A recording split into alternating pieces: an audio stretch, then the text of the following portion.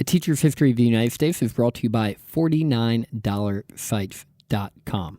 At $49sites.com, their dedicated in-house team specializes in streamlining the website creation and maintenance process, all for as low as $49 a month.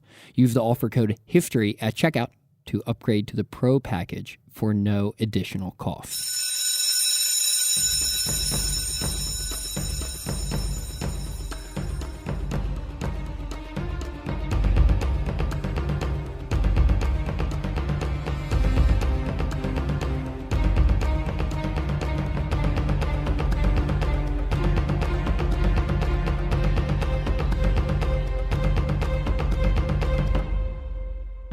Hello, class, and welcome to A Teacher's History of the United States.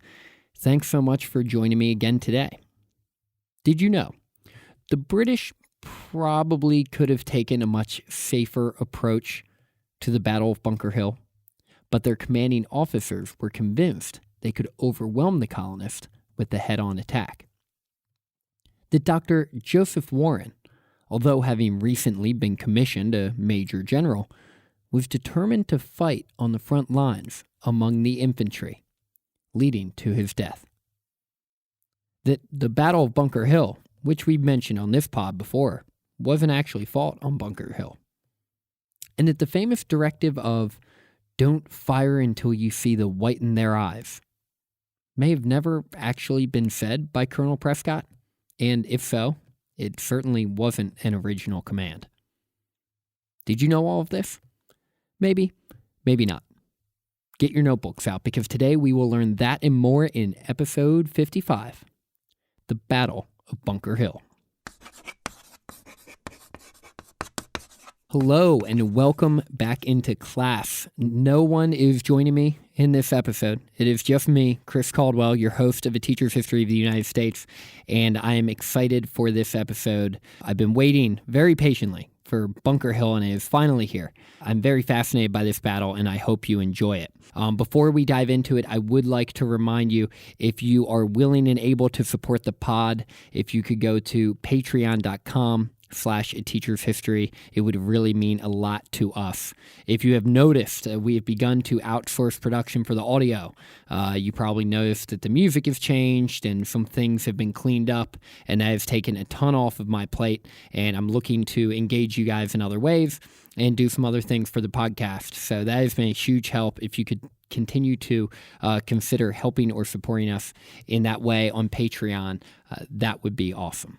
As mentioned in previous episodes, Boston was truly a peninsula at this time, with a very narrow strip of land, the Boston Neck, connecting it to the mainland. And one thing that Zach, Bill, and I mentioned in last week's episode is that following the battles, or should I say skirmishes, of Lexington and Concord, the city of Boston was surrounded by about 15,000 colonists after the British had gotten back to Boston proper. Now, for those of you who aren't familiar with it, the city of Boston in 1775 was almost an island floating in the middle of Boston Harbor. And it's round-ish, so to speak. So if you think of it like a clock, around the about the 7 o'clock on a clock face, a watch face, is a thin strip of land called the Boston Neck. That's what connected the city of Boston to the rest of the mainland, Massachusetts proper.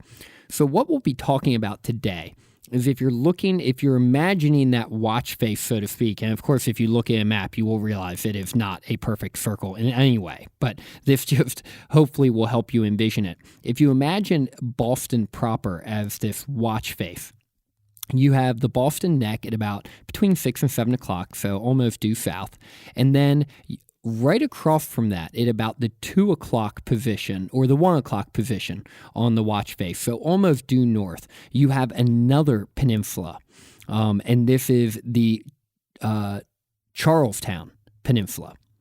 And the Charlestown Peninsula is like Boston in that it also has a neck. And if it were to be perfectly round, which it isn't, it's more like an oval, but if it were to be perfectly round, around the 10 o'clock of Charlestown, if it were a watch face, so the northwest, it has its own thin neck that leads into Massachusetts proper. On the Charlestown Peninsula, in the southern part of the Charlestown Peninsula, so closest to the city of Boston, is the actual town of Charlestown. And then north of that, right in the heart of the peninsula, are two hills.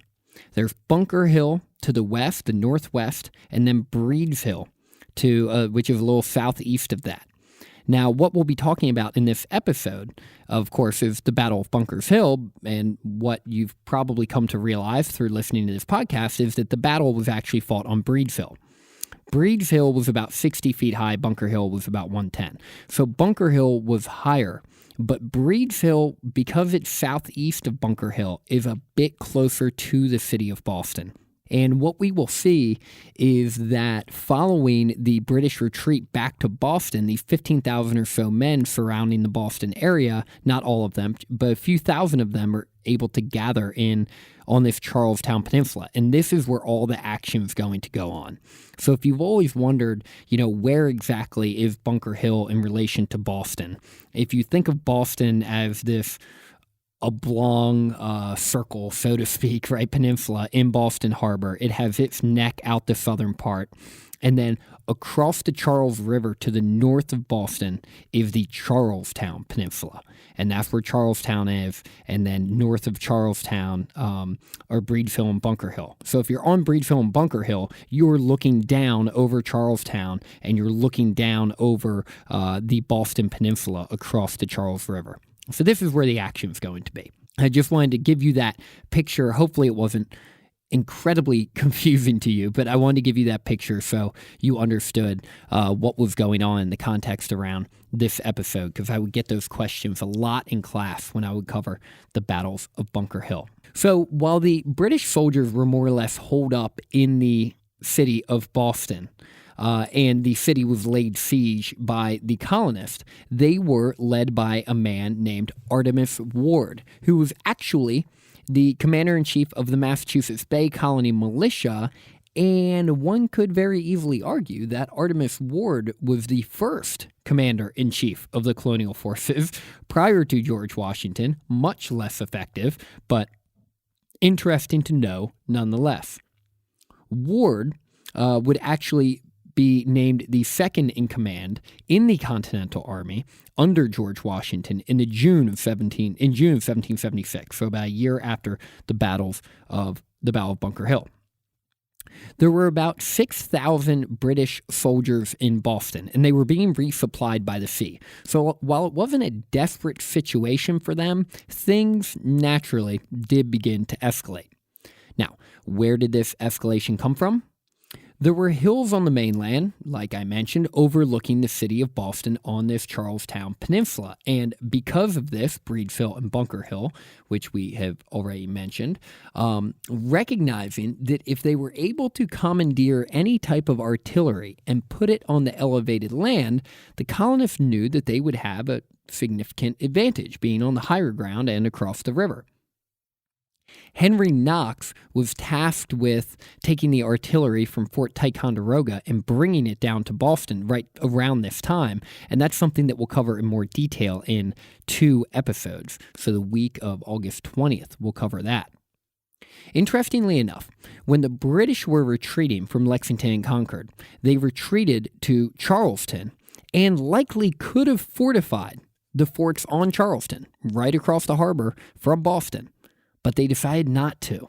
And that more or less turned the Charlestown Peninsula, right across the Charles River, into a no man's land and allowed the colonists to occupy that area and fill that void. Following the battles of Lexington and Concord, the British received reinforcements into the city of Boston, as I mentioned earlier, eventually building up to as many as 6,000 men. So there are about 6,000 total British troops in Boston at this time.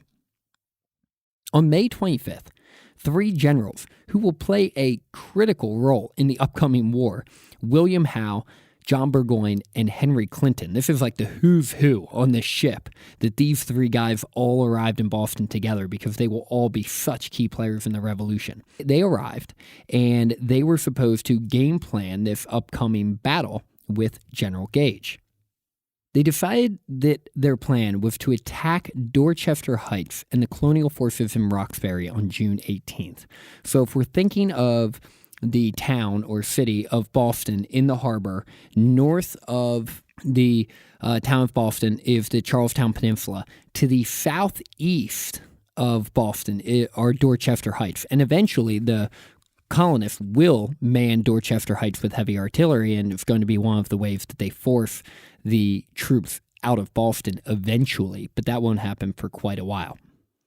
The British generals figured that they could move on to Charlestown, north of the city, across the Charles River, and push the forces there back also, but after they took control of Dorchester Heights. But word leaked of the plan, and just a few days prior to the commencement of the British attack on June 15th, the colonists, led by General Israel Putnam, went to erect fortifications on Bunker Hill, the most elevated piece of land on the Charlestown Peninsula. The next day, June 16th, 1775, Colonel William Prescott led about 1,200 colonists onto the Charlestown Peninsula to set up defenses.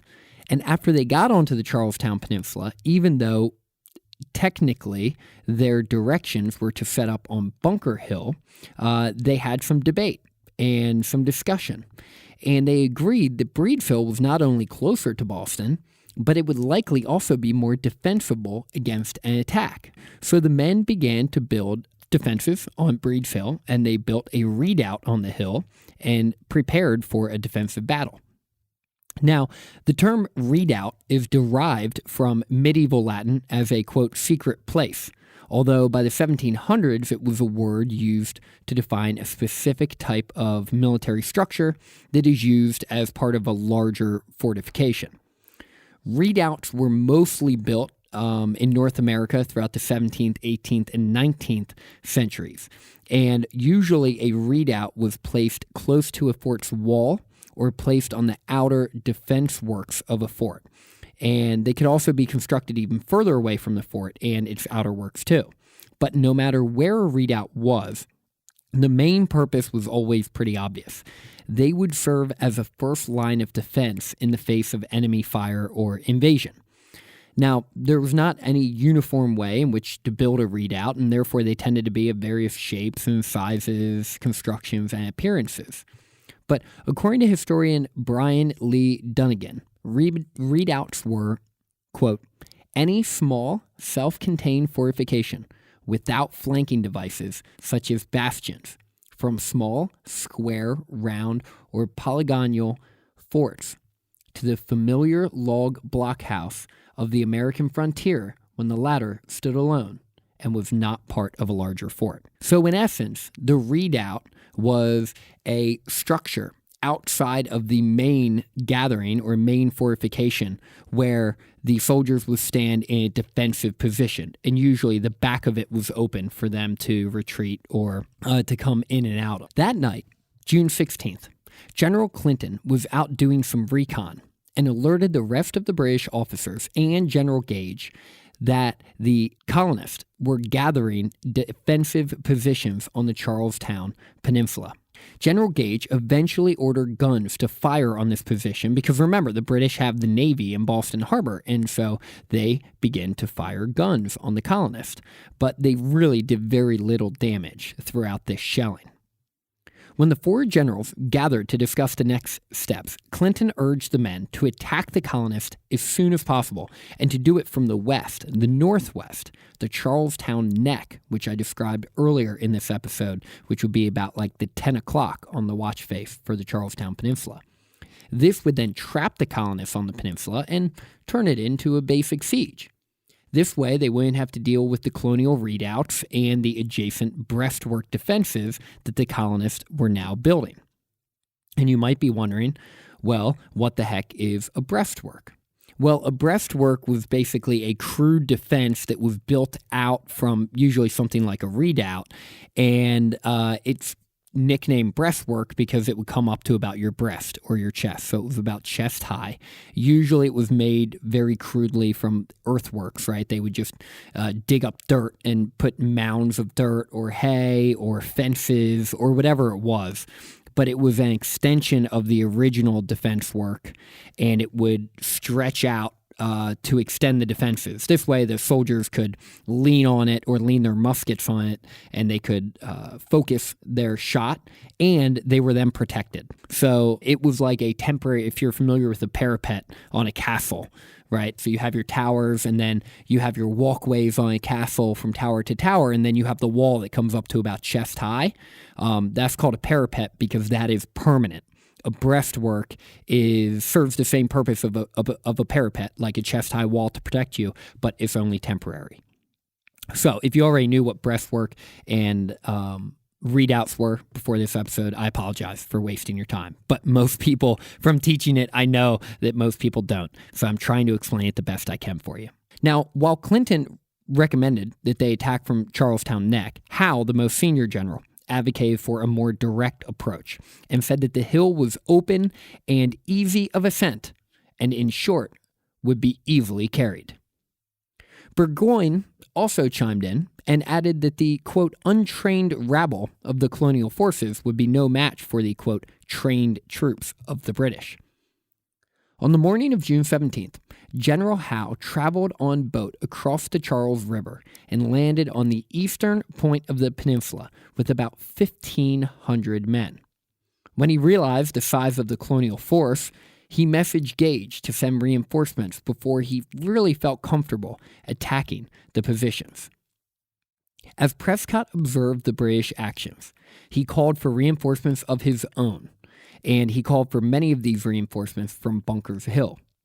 One of these reinforcements was none other than Dr. Joseph Warren.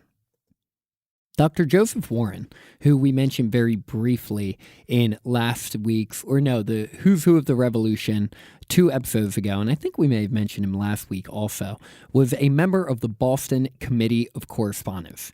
He was the one that drafted the Suffolk Resolves, and he was appointed president of the Massachusetts Provincial Congress, which was the highest position in the revolutionary government at this time.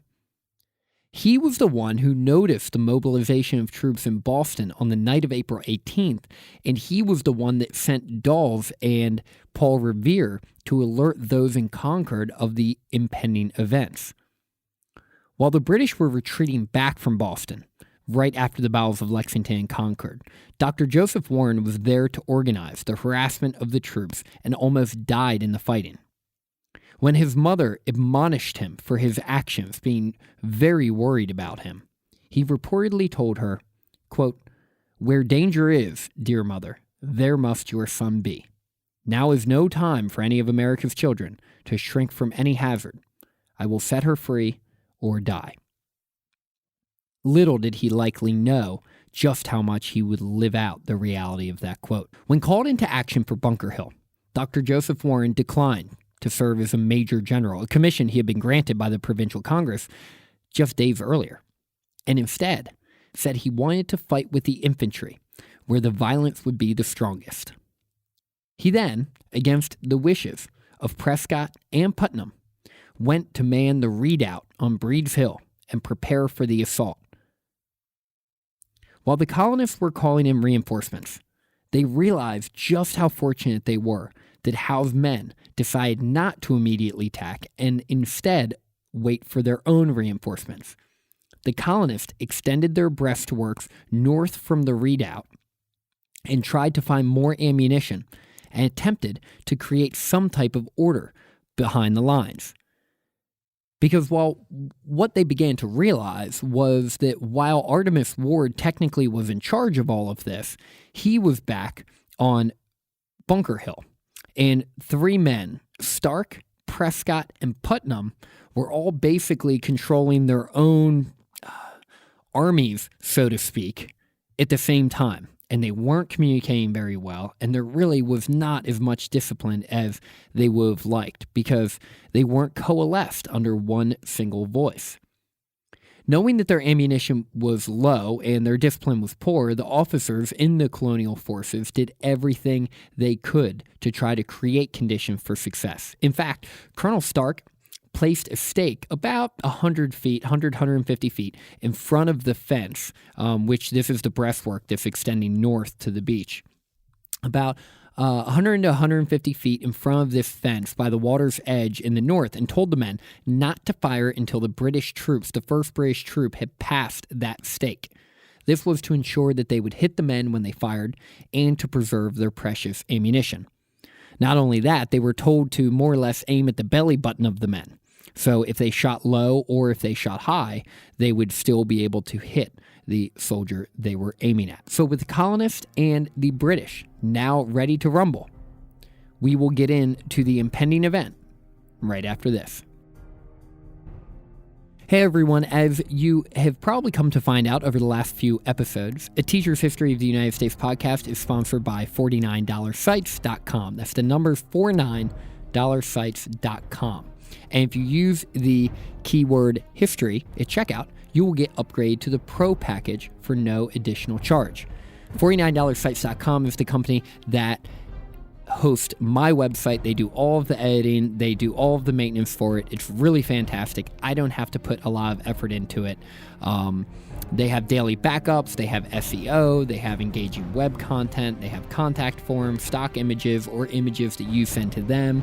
There are no startup costs. The team is right here in my home, Baltimore, Maryland.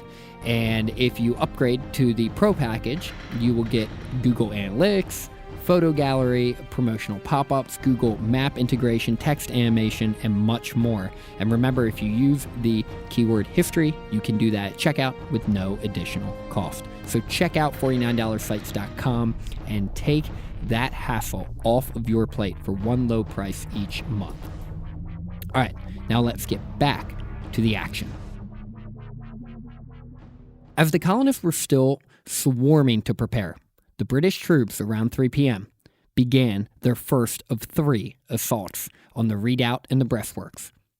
The regulars attacked directly, unprotected, at the colonists and suffered heavy casualties on the first attempt, forcing them to retreat. On their second assault, the story was similar. One British observer wrote, quote, "Most of our grenadiers and light infantry, the moment of presenting themselves, lost 3/4 and many 9/10 of their men.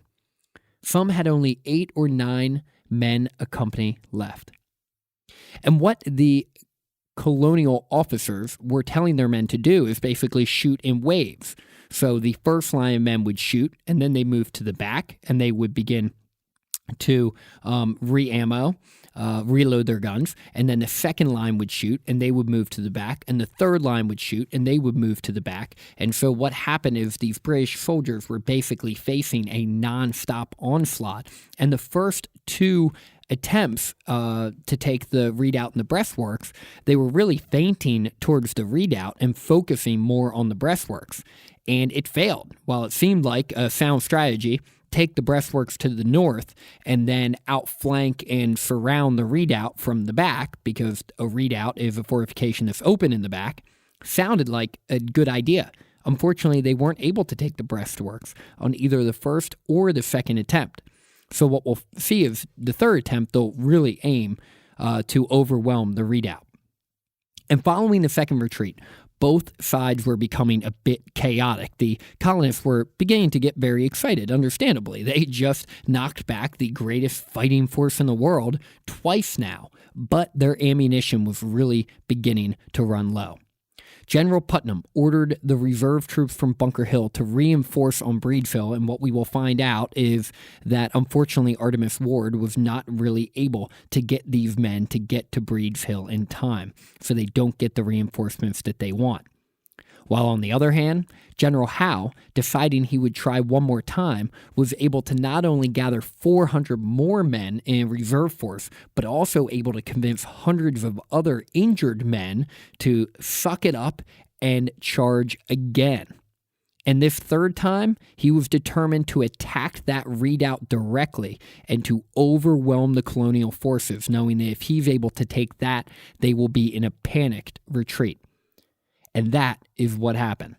The third attack was finally successful, and the British were able to take the redoubt.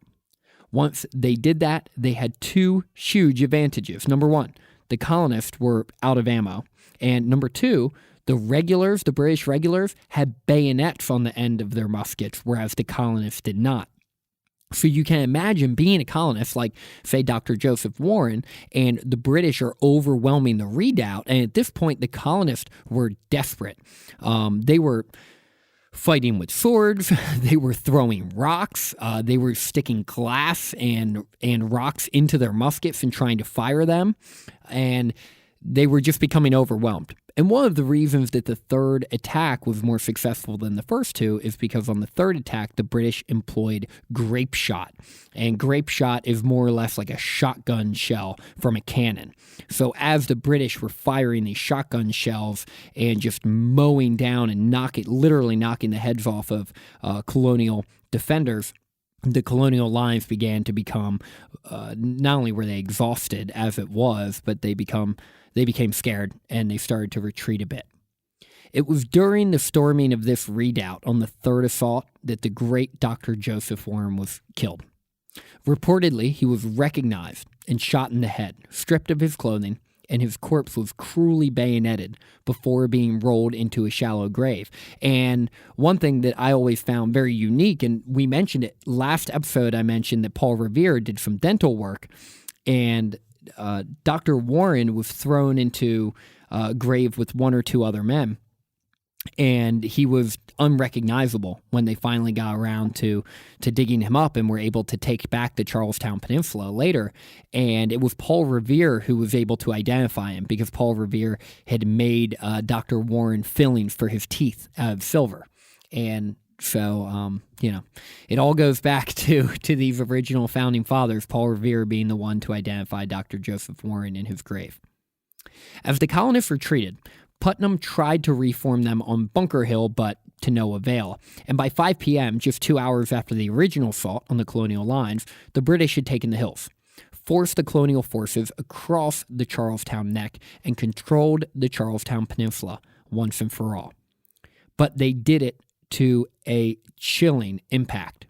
The British had 226 dead and 828 wounded, about 1,050 casualties, and over 100 of the men killed were officers because the colonial forces were told, find the guys in the fancy jackets and aim at them first, which actually is ungentlemanly, but sound strategy. Major Pitcairn, one of the men who led the attack on Lexington and Concord, was killed while he was scaling the redoubt, and he was the most notable casualty on the British side in this battle. This is going to be the highest casualty count of the British, believe it or not, in any battle in this war. General Clinton said, quote, "A few more such victories would have shortly put an end to British dominion in America," which basically is stealing the quote directly from Pyrrhus of Epirus, describing the idea of a Pyrrhic victory. A victory that while they took the field, they lost so much in the process, if they're not really sure it was worth it. The colonists had 140 dead and about 310 wounded, so a total of 550 casualties to the British's 1,050. Most of the colonial losses actually happened on the retreat, not during the first three charges. The political consequences of the battle were obvious to many. The Massachusetts Committee of Safety, recognizing that this was a Pyrrhic victory for England and could be propagandized, sent a report back to England, but Gage's official statement arrived first, which, of course, was none too flattering to the British. The impacts of this battle, I would say that there were a few. Number one, those in Parliament began to rethink their attitudes on just how competent the colonial forces were, because they certainly did not expect them to have a 2-to-1 casualty advantage over the British in their first armed conflict. King George III became enraged and dug his heels in even further against the colonists. And many others in Parliament agreed with King George and recognized that the colonists needed to be brought to heel sooner rather than later. With force, might I add. Sir James Oughton, part of the Tory majority, wrote to Lord Dartmouth of the colonies, quote, "The sooner they are made to taste distress, the sooner will the crown control them, be produced, and the effusion of blood be put to a stop." In response to Bunker Hill, King George III issued the Proclamation for suppressing rebellion and sedition. And he also wrote this in response to receiving the Olive Branch petition following the Battle of Bunker Hill, which we will get more into next episode. Basically, what this proclamation said was that the colonies were in a state of rebellion, and for the British to do everything in their power to suppress it. The die, at this point, had truly been cast. General Gage? Well, maybe he wished he had fudged the numbers a little bit in this report he sent back to London, because Parliament decided within the week of receiving his reports that he got to go. But before he was officially fired, in case anyone in Parliament was still wondering, Gage let them know that they needed to hire more soldiers, a lot more, and they should likely begin to look for foreign help and send them over to the colonies sooner rather than later. In the end, hindsight is 20/20, but there's no doubt that the lack of reinforcements, ammunition, and inability to hold the Redoubt doomed the colonists. On the other hand, the British leadership was clearly way too optimistic and should have recognized that a frontal assault was too bold and ill-conceived. On top of that, the first two attacks should have focused much more on the Redoubt as opposed to spreading the troops out to try to outflank the colonial forces north on the breastworks. Lastly, how likely could have pressed against the colonists when they were retreating at their most vulnerable? But he instead opted not to. Instead of chasing them across the Charlestown Neck, he let them get away. This hesitancy will show itself again later in the war, and George Washington will begin to get a bit of a read on him in this regard. By the way, if you've ever heard the phrase, "don't fire until you see the whites in their eyes," you likely heard it from stories of the Battle of Bunker Hill. But no one knows exactly who said this during the battle, and really it's not important. The phrase had been commonly regarded in military circles for hundreds of years and likely had been used dozens of times throughout various battles. Anyway, when I taught the Battle of Bunker Hill, students loved this phrase, and it always helped remind them of the limited ammunition of the colonists and the amateur-esque quality of their marksmanship. So I would leave it in my lessons anyway, and usually attribute it to Prescott and tell them that maybe it wasn't Prescott. As you pack up your things, keep in mind that while the Battle of Bunker Hill was raging, there were two other monumentous events in American Revolutionary history unfolding simultaneously.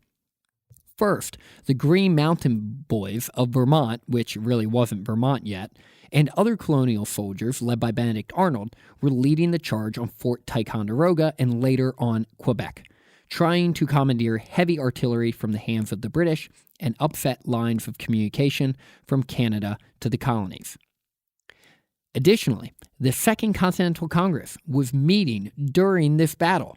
They started meeting the month earlier in May in Philadelphia again, and they will maintain their presence there throughout the course of most of the war. Of course, this is where the Declaration of Independence will come from 1 year later. Over the next 2 episodes, we will visit the events in this timeline that are happening during the conflict in Boston, the Second Continental Congress and their issuing of the Olive Branch Petition, and the battles of Fort Ticonderoga and Quebec. Thanks for listening, and hopefully now you can take pride in knowing just a little bit more about the history of the United States. Class dismissed.